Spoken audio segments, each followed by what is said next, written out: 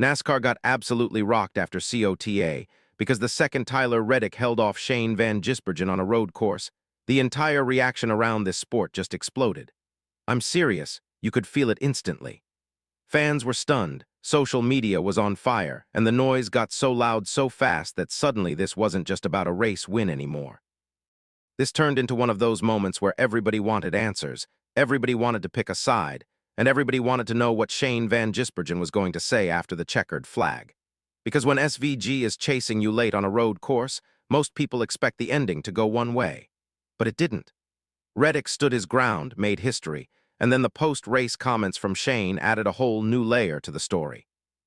Not because he confirmed some giant scandal, but because the way he reacted said a lot about what really happened out there, and why this result hit the fanbase so hard. And if you're a real NASCAR fan who lives for this kind of drama, this kind of reaction, and this kind of breakdown after the race, hit like and subscribe right now, because this channel is for people who actually care about what these moments mean. We're building a community of NASCAR fans who don't just read the headline and move on. We get into it, we argue it out, and after a finish like this at COTA, trust me, this conversation is only getting bigger. Now let's set this up the right way, because this race was loaded with stakes before the green flag even dropped.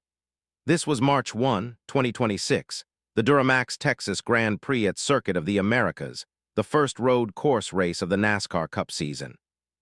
Tyler Reddick came into it already red hot in the number 45 Toyota for 23XI Racing, the team co-owned by Michael Jordan and Denny Hamlin. He had already won the Daytona 500. He had already won again at Atlanta. So now he had a chance to do something no driver in NASCAR history had ever done, win the opening 3 races of the Cup season. That alone is massive. But then right there in the middle of the story was Shane Van Gisbergen in the number 97 Chevrolet for Trackhouse Racing, a driver who had won 5 of the 6 road course cup races in 2025 and came into COTA trying to extend that road course dominance even further. So this was not just another race weekend. This was history on one side and a specialist with a target on the other.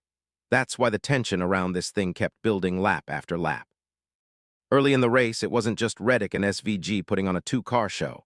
Ross Chastain got himself into the picture and won stage 1. Ty Gibbs later took stage 2. Ryan Blaney kept applying pressure.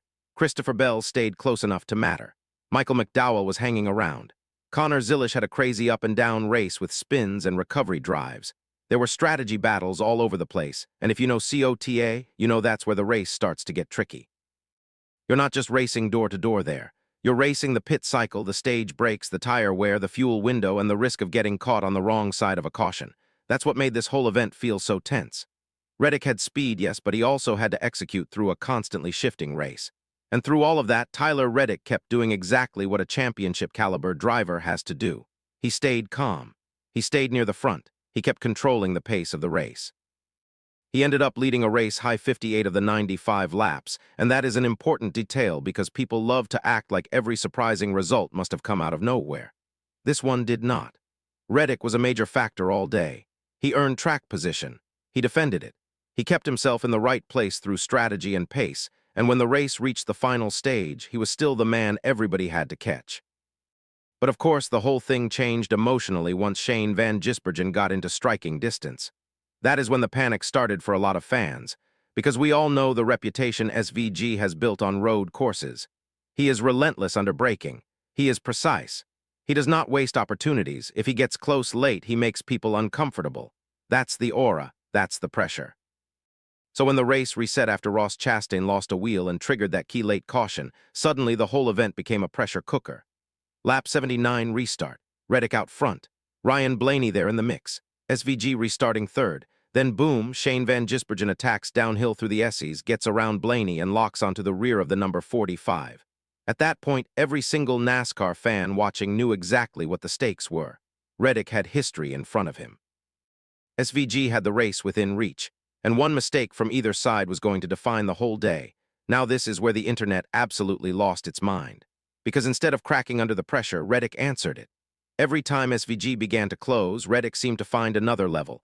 Every time it looked like the number 97 might finally get a real run, the number 45 covered it. There was no collapse. There was no panic. There was no free opening. For several laps, Shane harried him and made it feel like the move was coming. But the move never came. Reddick kept driving away just enough, protecting the corners that mattered, using the car's drive off the turns and its power up the hill toward turn 1. And then all of a sudden, what felt like a one-mistake margin became a 3.944-second winning margin at the finish. Let that sink in. Tyler Reddick did not just beat SVG at COTA. He held him off late when the pressure was highest, then pulled away to become the first driver in NASCAR history to win the first 3 races of a Cup season. That is the kind of result that shakes the whole garage. It also shakes the fanbase because the second something feels unexpected in NASCAR, people start reaching for words like scandal and cheating. And that is exactly what happened here. The reaction online got loud fast. People were asking if something was wrong with Reddick's car. People were acting like NASCAR had another credibility crisis on its hands. And that is why Shane Van Gisbergen's post-race comments became such a huge talking point. Because people expected fireworks. They expected him to unload. They expected him to throw a jab, maybe hint that something didn't feel right, maybe question how Reddick was able to keep him back. But that's not what happened. And here's the thing, this is why the title of this whole controversy is bigger than the reality. What Shane actually did was call the moment exactly as he saw it. He admitted they lacked a little bit of turn and a little bit of drive. He said Tyler was amazing. He said Reddick's driving was immaculate. He basically explained that every time he got close, Tyler stepped it up again. That is not a driver exposing a scandal. That is a driver acknowledging that on that day, the better car and the better execution were in front of him. Now, emotionally, I still understand why fans felt rattled. Because when you've watched SVG dominate road courses the way he has, seeing someone beat him cleanly late at a place like COTA feels almost unnatural. It feels wrong to people because they have built this image in their minds that once Shane gets there, the pass is inevitable. But Reddick rewrote that script. That matters. And it matters even more because this wasn't some random upset. This was the number 45 team making a statement. Michael Jordan was celebrating on pit road. Billy Scott called a strong race. 23XI Racing suddenly looked unstoppable. Reddick now had an enormous early season points advantage, and instead of just saying, wow, a big part of the fan base immediately jumped to suspicion. That tells you a lot about where NASCAR is right now. That's the real issue here. It's not that SVG blasted Reddick with some direct cheating accusation. He didn't. The real blast, if we're being honest, was aimed straight at the narrative. Shane's words cut against the outrage. While social media was spiraling, he was praising the winner. While fans were screaming scandal, he was saying they just didn't quite have enough. And that creates an uncomfortable truth for a lot of people. Sometimes the shocking result is just the result.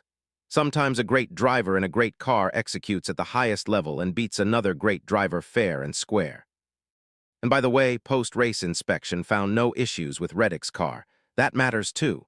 Because if you're going to light the entire sport on fire with accusations, you better have something stronger than disbelief. At the same time, don't overlook what this means going forward. Tyler Reddick just proved that he can go head-to-head with the most feared road racer in the Cup garage and win. Not survive. Win. That changes the way people look at him. It changes the way rivals race him. It changes the way 23XI is viewed in the title picture. And on the other side, Shane Van Gisbergen may have lost the race, but he also showed why he still carries so much weight in this sport, because the entire reaction after the event was measured against him. If SVG finishes second and fans still can't believe what they saw, that tells you how high his standard is. He's still the benchmark. Reddick just met it. So now the debate gets real. Was this the race where Tyler Reddick officially established himself as the most complete driver in NASCAR right now? Or do you still believe Shane Van Gisbergen is the road course king, and this was just one rare day where somebody managed to hold him off?